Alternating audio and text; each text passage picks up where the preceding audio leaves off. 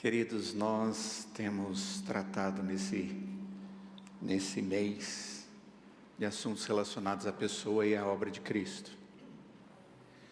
Na última oportunidade que eu estive com os irmãos, eu os conduzi na leitura e no estudo de Romanos capítulo 1, dos primeiros versos, e nós vimos algumas particularidades a respeito da pessoa de Cristo.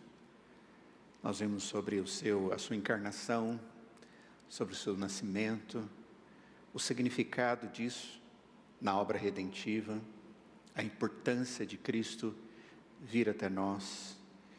Nós vimos que Ele assumiu uma natureza humana, sendo eternamente Deus, ou seja, Ele não passou a existir naquele momento, Ele sempre foi Deus. E essa natureza que agora foi associada faz dele de uma pessoa totalmente especial, diferente, e que não vai ter outro igual. E esse Jesus, movido pela intenção eterna de Deus de ser um instrumento redentor como Salvador, porque quem fez o ato salvífico foi Ele, Ele teve todo um desenvolvimento do seu ministério entre nós. Isso não quer dizer que Jesus não tivesse um ministério anterior e que não tenha um ministério agora. Como Deus, Ele é um Deus que age, como Espírito age, como Pai age. Contudo, hoje o que eu gostaria de tratar com vocês é de um tema extremamente interessante, que eu mencionei para vocês, e alguns me pediram para que falasse sobre isso. É sobre a relação entre o ministério de Cristo e o ministério do Espírito Santo. E como o Espírito participa do ministério de Cristo, para que nós pudéssemos experimentar da plenitude da obra salvadora em Cristo Jesus. E isso inclui a própria concepção de Jesus, a encarnação de Jesus e o seu nascimento. E o que a gente percebe é que vai estar ligado a tudo na vida de Cristo. Eu não vou ter tempo para tratar de todos os detalhes a respeito desse tema. Em outro momento, se Deus permitir, a gente pode até fazer um estudo sequenciado a respeito disso. Vocês vão amar, porque quando eu tive o privilégio de estudar esse tema, foi algo muito, muito bom. Estou usando material que eu recebi do Dr. Eber Campos, quando ministrou para a gente sobre essa matéria, de mestrado, que é a obra do Espírito Santo. E nessa parte sobre a obra do Espírito relacionada a Cristo. E eu gostaria de iniciar com vocês lendo o texto de Lucas, capítulo 1, verso 35. Lucas, capítulo 1, verso 35.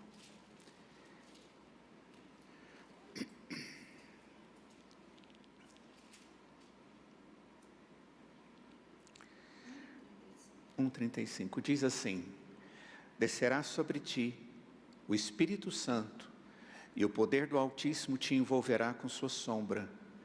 Por isso também o ente santo que há de nascer será chamado Filho de Deus. Vamos orar. Santo Deus, nós te agradecemos muito, Pai, pelo teu zelo, pela perfeição do seu amor e a demonstração do seu amor e teu zelo para conosco. E isso fica plenamente compreendido quando nós vemos o teu amor em Cristo, que veio até nós, se tornou homem, para que pudesse, através da sua vida e da sua morte, trazer-nos vitória sobre aquilo que nós não vencemos, o pecado e todas as suas consequências. E nós queremos pedir que agora o Senhor esteja nos ensinando, esteja nos dando discernimento, como o Espírito Santo também participa dessa obra tão maravilhosa. Que isso nos alegre, nos faça glorificá-lo ainda mais, e nos faça, ó Pai, viver ainda mais para a Tua glória, através da nossa vida, em nome de Jesus, amém. Essas palavras que eu li em Lucas capítulo 1, verso 35, foram palavras do anjo a Maria, quando ele traz para ela a profecia de que Jesus haveria de nascer e que ela seria mãe. Uma mulher que era virgem, que continuaria virgem, obrigado, pastor, que continuaria virgem, mas que seria alguém concebido no ventre dela. Isso é maravilhoso. Você vai ver o Espírito vindo sobre você e depois esse ente santo que for gerado em você, ele vai nascer e ele vai ser chamado de Filho de Deus. Quando a gente fala a respeito de Jesus, a Escritura diz que ele é o Messias. Essa palavra Messias, Cristo, significa ungido. Então ele é o ungido de Deus. Cristo é o ungido de Deus e quem o unge é o Espírito Santo. Quem vem sobre ele é o Espírito. E é interessante que nós vamos ver que o Espírito é aquele que unge e ele é a própria unção. Ele é aquele que age de maneira direta na vida de Cristo Jesus. E abram por favor em Lucas capítulo 4, verso 18. Lucas 4, 18.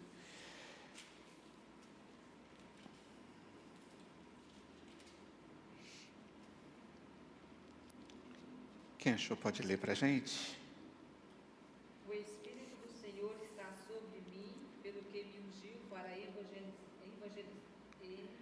evangelizar os pobres, enviou-me para proclamar libertação aos cativos e restauração da vista aos cegos, para pôr em liberdade os oprimidos. Isso é o Senhor Jesus falando a respeito do seu próprio ministério, né? E quando ele diz aqui que o Espírito do Senhor está sobre mim, ele está dizendo, olha, fui ungido pelo Espírito. Ele me ungiu para, e aí ele diz, qual é o ministério que ele vai desenvolver? Evangelizar, proclamar libertação aos cativos, curar os cegos, pôr em liberdade aos oprimidos, e no verso 19 diz, apregoar o ano aceitável do Senhor. Observem que essas palavras que o Senhor Jesus está falando, elas são citações, são palavras que nós encontramos no Antigo Testamento, referindo-se ao ungido do Senhor que viria. Então, ele está se identificando exatamente com aquele que estava prometido, com a profecia. Nós vamos ver Jesus fazendo a mesma coisa em outro momento, quando João está preso, e por causa das angústias da prisão e tudo mais, ele que já tinha dito, eis o Cordeiro de Deus que tira o pecado do mundo por 2 vezes, a angústia tomou conta do coração dele, ao ponto de ele dizer, olha para os seus discípulos, vão lá e pergunta para ele se ele realmente é o Cristo. E aí o que Jesus diz? Os cegos vêm, os surdos ouvem, os coxos andam. E aí é que ele está dizendo, olha, é o cumprimento da promessa. Então é muito interessante isso. E aqui quando ele cita o texto, ele está dizendo, olha, eu fui ungido. Eu fui ungido para cumprir a minha função, a função mediatorial que ele tinha, um mediador de todos nós, aquele que veio para cumprir um propósito redentivo. Mas em que momento ou quais foram as circunstâncias que o Espírito fez parte exatamente dessa ação ministerial de Cristo Jesus? Então, eu quero mostrar para vocês que em todo o ministério de Jesus, do início até o fim, esse ministério que ele teve entre nós, ele foi acompanhado pelo Espírito Santo de Deus. Uma outra coisa que é muito interessante, que em outro momento nós vamos estudar, é que o próprio Espírito tinha uma função, glorificar a Cristo, apresentar a Cristo, jogar os holofotes à luz de destaque sobre a pessoa de Cristo, não é? Como Redentor. Então vamos lá. Jesus Cristo foi ungido, A função dele era ser o nosso mediador, e quem fez isso? O Espírito Santo. E ele vai exercer o seu ministério, através dos seus ofícios. Quando a gente fala de ofícios de Jesus Cristo, nós nos lembramos que Jesus teve 3 ofícios, não é? O de rei, sacerdote e profeta, não é? E ele vai exercer todo o seu trabalho como aquele que veio para resolver a nossa situação agindo assim.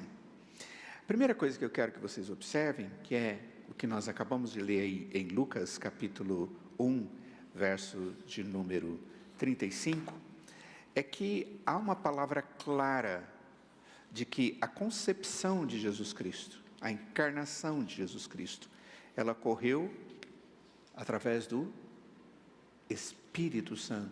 E aqui o texto diz que isso foi através da unção do Espírito Santo.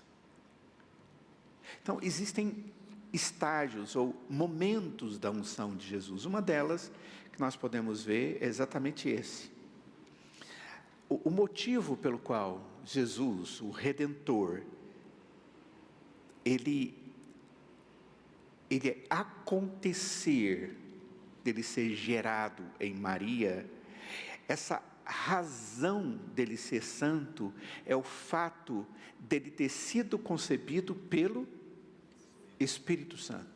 Então ele diz, olha, porque você foi ungida, você vai estar sendo concebido, e este ente santo,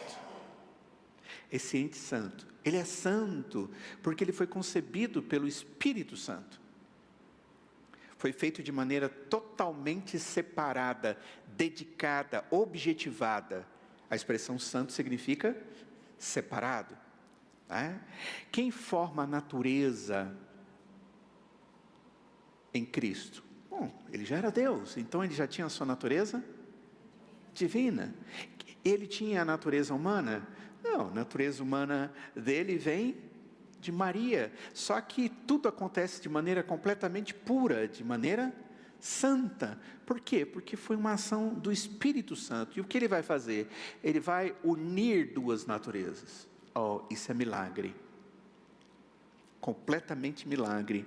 E foi por obra do Espírito Santo que essas 2 obras, essas 2 naturezas, divina e humana, foram unidas na pessoa divino-humana de Cristo, sendo ele uma única pessoa com 2 naturezas. Eu disse para vocês que a gente chama isso de unipersonalidade de Cristo, ou uma única pessoa com 2 naturezas. Esse ente santo, essa pessoa santa que haveria de nascer, ele foi chamado de Filho de Deus. Filho de Deus. Esse ente, ele é santo por causa dessa relação santa com o próprio Deus, produzida por essa ação sobrenatural do Espírito Santo de Deus em Cristo, na concepção de Cristo Jesus. E aqui existe um detalhe que nos diferencia de Cristo. Apesar de Cristo ser exatamente como nós somos, como homem, ele tinha uma coisa diferente. Não foi imputado a ele o pecado de Adão. Mas ele era homem como Adão. Então, ele tinha natureza humana. Ele era homem. O que identifica o homem não é a queda, é a sua natureza humana. Agora, a partir do momento que o homem cai, a queda ou o pecado passa para outro indivíduo por determinação judicial de Deus, e esse é um ato de Deus, de imputar, de colocar o pecado de Adão na nova pessoa gerada. Só que em Cristo isso não foi feito. Ele tem a verdadeira natureza humana, mas não foi-lhe imputado o pecado de Adão, porque ele tinha que ser santo para ele morrer no lugar de pecadores. Caso contrário, ele morreria por si mesmo, eternamente, como nós teríamos que morrer eternamente, por causa do nosso pecado. Então, Jesus jamais contraiu o pecado de Adão, Por quê? Porque não foi transmitida a ele. Mas o Espírito Santo que gerou Cristo, gerou ele, e ele foi chamado de ente santo. Ele foi chamado de Filho de Deus. Se não fosse desse jeito, não teria como. Se não fosse pela ação do Espírito, ele não seria ente santo. E se não fosse pelo Espírito, ele não seria Filho de Deus. A concepção de Maria foi uma concepção imaculada, ou sem mancha, sem presença de pecado. É diferente do que fala Davi a respeito da sua concepção. Em pecado me concebeu a minha mãe. Ele tinha plena consciência disso. Jesus em momento algum disse, em pecado Maria minha mãe me concebeu, de jeito nenhum. Ele foi concebido pelo Espírito Santo e não foi transferido a ele o pecado de Adão. Tudo bem? Isso é muito importante que a gente entenda, tá? Isso traz problema na teologia, bastante. Bastante. E as pessoas, às vezes, por não compreender esse assunto, acabam gerando ensinamentos errados. Por exemplo, na Igreja Romana existe uma teologia errada referente à concepção imaculada de Jesus. Eles dizem assim: para que Jesus não tivesse pecado nenhum, ele tinha que ser concebido por alguém que não tinha pecado. Então eles creem que Maria foi concebida sem pecado. Ou seja, que o milagre acontecesse na concepção de Maria. Então, quando eles falam da Imaculada Concepção de Maria, ou Conceição de Maria, eles dizem o seguinte: Maria era alguém sem pecado.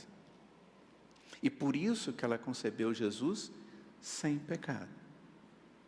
E aí eles vão de encontro a várias afirmações na Escritura que apontam que Jesus era o único não pecador. Certo? Exatamente, exatamente. Nessa linha, Maria não precisava da salvação. Não precisava. E é errôneo, por exemplo, a gente lê no texto, quando nós vemos o cântico de Maria, ela chamando Jesus de meu Salvador, ou meu Redentor. Eu vi de catolicismo, né? Essas coisas que a gente aprende criança, fica a vida toda. Fica. E os outros filhos dela também seriam santos. Seriam. E um trecho lá da missa é: ó Maria concebida sem pecado, rogai por nós. Mas os outros não, porque só Jesus é concebido pelo Espírito. Tá? Então eles dizem, olha, a parte de Maria seria... Porque eles entendem que a transmissão de pecado tem a ver com pai e mãe. Eu é que transmito para o meu filho o pecado. Mas não é, é o ato de Deus, ato judicial, de imputar a todo aquele que é gerado o pecado de Adão. Isso é ato divino. Caso contrário, os pais é que estão transmitindo juízo aos seus filhos. E Deus jamais permitiria isso. É ato dele, é ato legal. É Deus que faz isso. Tudo bem? Viram a diferença? Como que um pensamento gera problemas para outro pensamento teológico?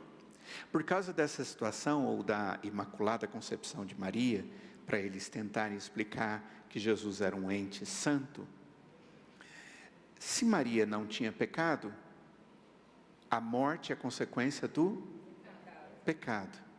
Então Maria não podia morrer. E aí, um concílio que ocorre no final do século XIX, a igreja levanta isso. Bom, então, se Maria não tinha pecado, ela não morreu. Então, como assim? Aí eles começaram a procurar o corpo de Maria. E foram para Jerusalém. Gastaram 100 anos procurando aproximadamente o corpo de Maria. E não acharam. Certo?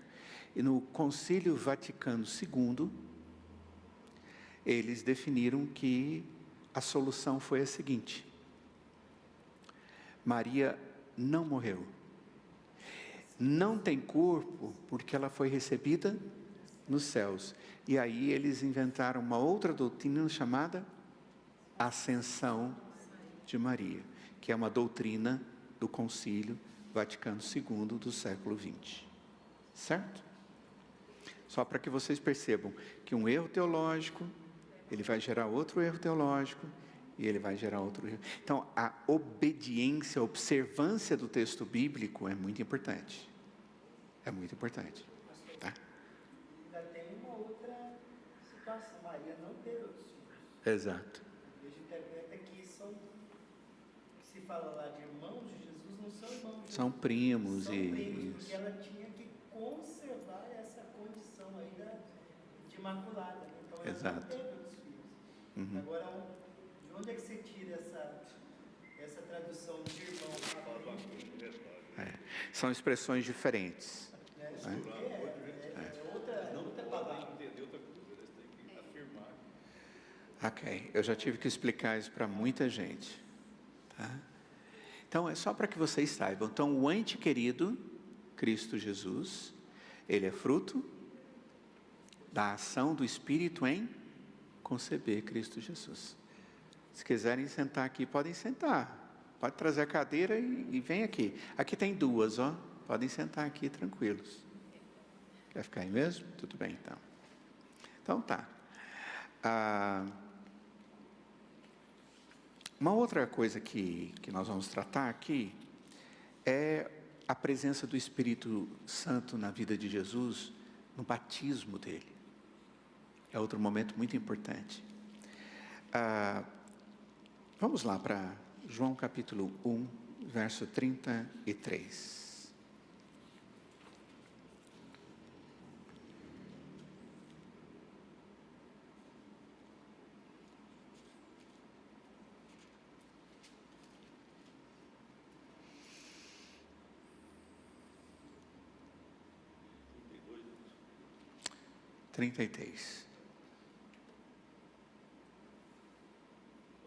Pode? E João testemunhou dizendo: vi o Espírito descer do céu como pomba e pousar sobre ele. Então, João testemunhou dizendo: vi o Espírito descer do céu como pomba e pousar sobre ele. Agora 33. Eu não o conhecia, aquele, porém, que me enviou a batizar com água, me disse: aquele sobre quem vires descer e pousar o Espírito, esse é o que batiza com o Espírito Santo. Pois eu, de fato, vi e tenho testificado de que ele é o Filho de Deus. Interessante, né? Jesus está ali na água para ser batizado, né? Segundo o batismo de João. E aí o texto diz que naquele momento vem uma pomba dos céus e vem sobre ele, e uma voz dos céus diz: este é o meu filho amado, em quem eu tenho todo o meu prazer. Ali você vê Jesus, você vê o Espírito na forma de pomba e a voz do Pai falando: este é o meu filho amado.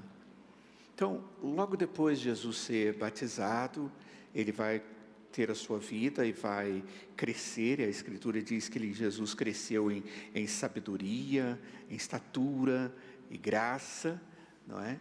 Ele foi ungido publicamente para o seu batismo, através do batismo, para o desempenho do seu ministério. E foi exatamente nessa experiência que nós encontramos ali, de Jesus, que ele foi capacitado formalmente para exercer o seu ministério sobrenatural, os seus dons sobrenaturais que caracterizaram os seus ofícios mediatoriais. Isso é muito importante para nós, porque isso vai acontecer também conosco, com a igreja do Senhor Jesus. Quando nós cremos no Senhor Jesus, nós somos salvos. E a palavra de Deus diz que o Espírito de Deus vem sobre nós. Não é? Quando cremos, o Espírito nos batiza, somos batizados com o Espírito. Não é uma segunda bênção, é uma bênção imediata, consequente da minha fé em Cristo Jesus. E a partir daquele momento, Deus nos qualifica com dons, para o exercício da vida cristã, inclusive para o exercício de ministérios no corpo de Cristo. Isso aconteceu também na vida de Cristo, para que ficasse claro que é assim que Deus age, que é exatamente assim que as coisas acontecem. Então, no estágio do batismo de Jesus, que o qualifica, que o identifica, porque ele era homem também, através do Espírito, que ele tem dons para o exercício mediatorial, ou para o exercício de todas as suas obras mediatoriais, isso acontece através da unção do Espírito. Pousar do Espírito. Dá exatamente essa ideia da capacitação que Jesus está recebendo para exercer a sua função messiânica ou mediatorial. Certo? Então aí é um outro momento que nós encontramos do agir do Espírito Santo de Deus em Cristo Jesus e qualificando ele para o seu ministério. A unção de Cristo com o Espírito Santo, que é a inauguração formal dessa era messiânica, desse exercício, aconteceu para que Jesus Cristo tivesse o crédito diante das pessoas, para que ele pudesse ser reconhecido. Olha, ele recebeu o Espírito.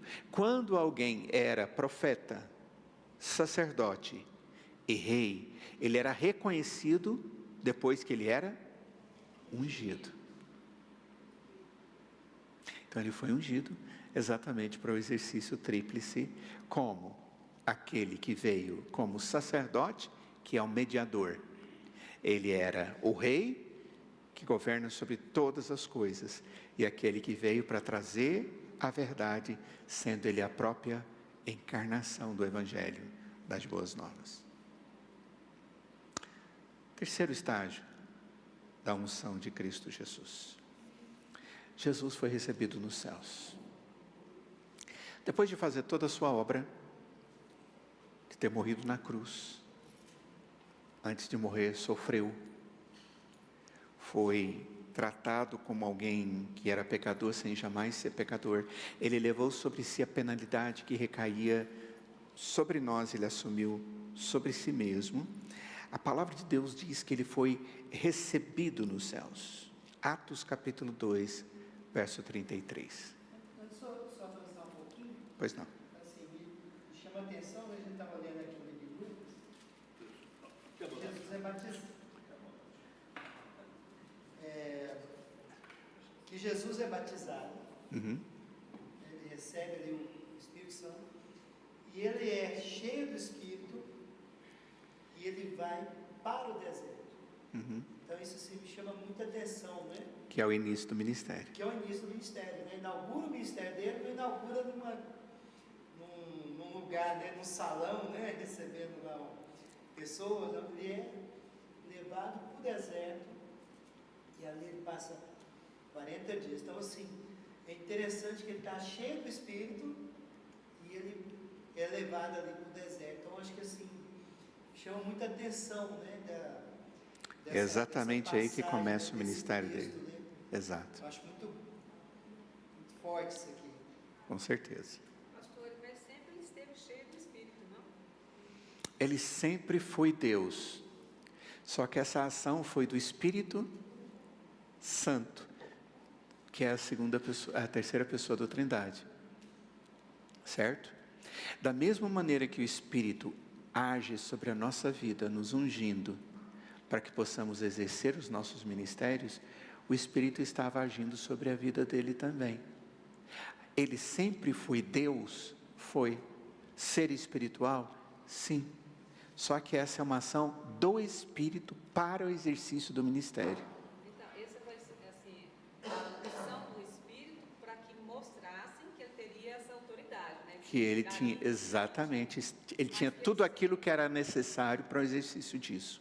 Então, mas lembre, ele tinha uma natureza agora que era humana e que necessitava disso. Certo?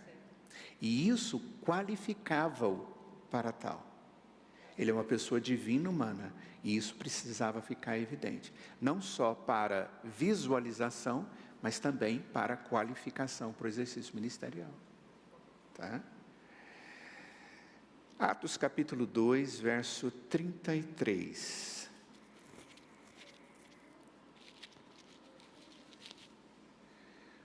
Pode ler.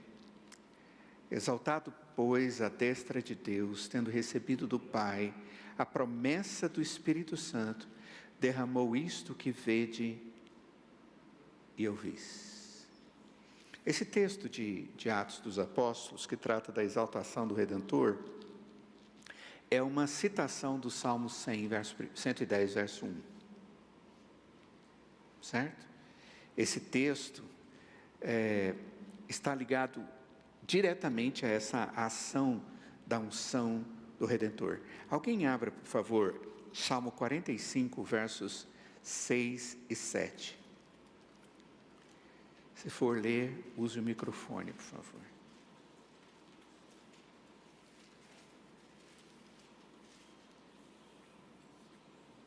Cinco, 6 e 7. O teu trono, ó Deus, é para todo sempre. Cetro de equidade é o cetro do teu reino. Amas a justiça e odeias a iniquidade. Por isso, Deus, o teu Deus, te ungiu com óleo de alegria, como a nenhum dos teus companheiros. Ok. Isso é uma citação que nós encontramos exatamente desse texto do Salmo 45, versos 6 e 7. Esse terceiro estágio da unção de Jesus Cristo deu-se na sua exaltação, quando ele é colocado, assentado à destra do Pai. A destra significa a direita, né? O batismo com o Espírito e o direito adquirido pelo Espírito, concedido pelo Espírito, leva Jesus a ter todas as qualificações para o exercício da sua obra expiatória. O que eu quero que vocês observem é que Jesus vai participar de um ministério que foi confiado a ele desde a eternidade, como a segunda pessoa da Trindade, mas que deveria se encarnar e se tornar homem para que ele pudesse representar homens. Ele tinha que nascer, e nós cantamos louvores a Deus porque ele nasceu.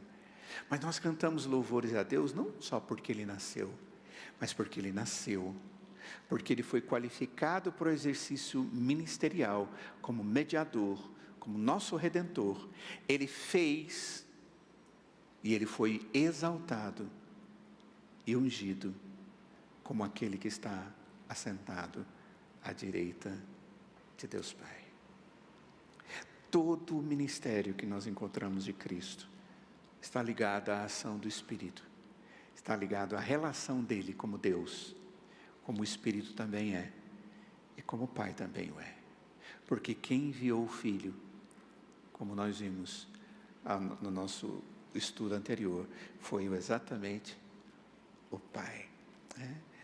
O grande resultado da obra expiatória era conceder aos homens a redenção e, consequentemente, o mesmo Espírito que Cristo Jesus recebeu para que pudesse fazer toda a obra do Pai.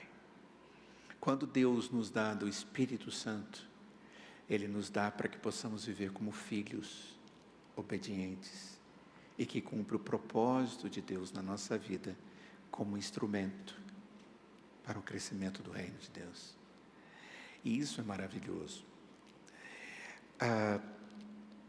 Quando o Senhor Jesus Cristo está ali no livro de Atos, no capítulo 1, logo depois da sua ressurreição, o texto diz que, capítulo 1, versos 4 e 5, diz assim: e comendo com eles, os discípulos, determinou-lhes que não se ausentassem de Jerusalém, mas esperassem a promessa do Pai, a qual, disse ele, de mim ouvistes, porque João na verdade batizou com água, mas vós sereis batizados com o Espírito Santo, não muito depois desses dias.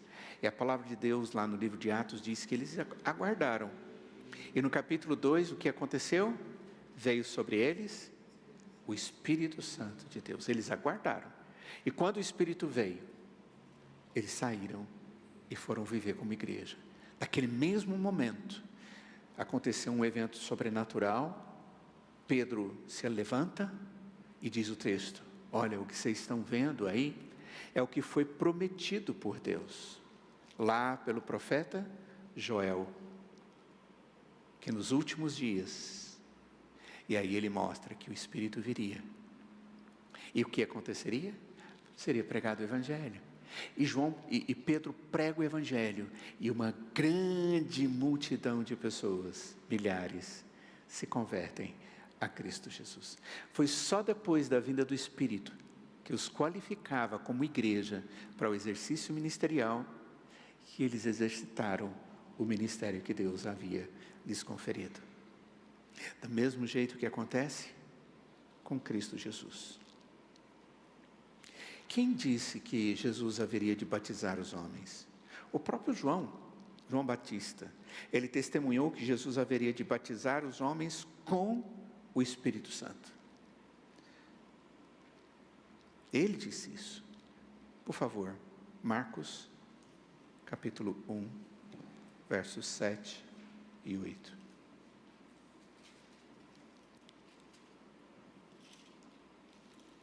Pregava dizendo: após mim vem aquele que é mais poderoso do que eu, do qual não sou digno de, curvando-me, desatar-lhe as correias das sandálias. Eu vos tenho batizado com água, ele, porém, vos batizará com o Espírito Santo. Com o próprio Espírito Santo. Então, observem bem, Jesus, ele tem essa função. O Senhor Jesus, quando ele, ali no Evangelho de João, no capítulo 14 até o capítulo 17, é muito interessante porque nós vemos Jesus dizendo para os seus discípulos: olha, eu estou indo, e para onde eu estou indo vocês não vão agora, mas eu estou indo preparar lugar. Eles ficaram muito atônitos, e atônitos, por que vocês estão assim? Eu estou indo preparar lugar para vocês, e se eu não for, o Espírito não vem, porque eu vou enviar-lhes o outro Consolador, o Espírito.